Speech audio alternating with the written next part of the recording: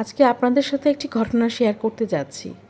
আশা করব সবাই মনোযোগ সহকারে ঘটনাটি শুনবেন এবং শেষ পর্যন্ত আমার সাথে থাকবেন, কারণ ঘটনাটি সত্য ঘটনা অবলম্বন করে নেওয়া, যেটা আজকে আমি উপস্থাপন করছি আপনাদের সামনে।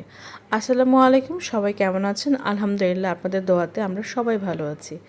আমরা প্রত্যেকটি স্ত্রী তার স্বামীর জন্য মায়া, মমতা, ভালোবাসা সবটুকু উজাড় করে রান্নাবান্না করি, তার সেবা যত্ন করি এবং তার খেয়াল রাখি।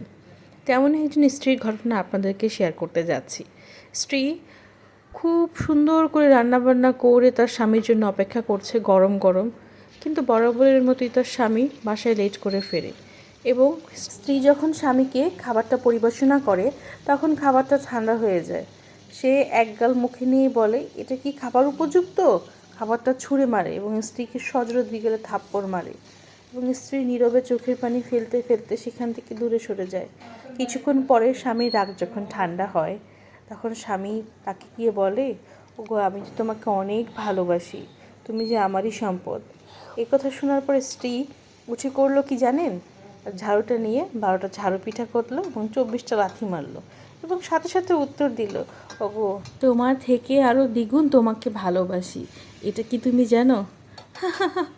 আপনারা কি ভাবছেন আমি আপনাদের সাথে কি শেয়ার করব?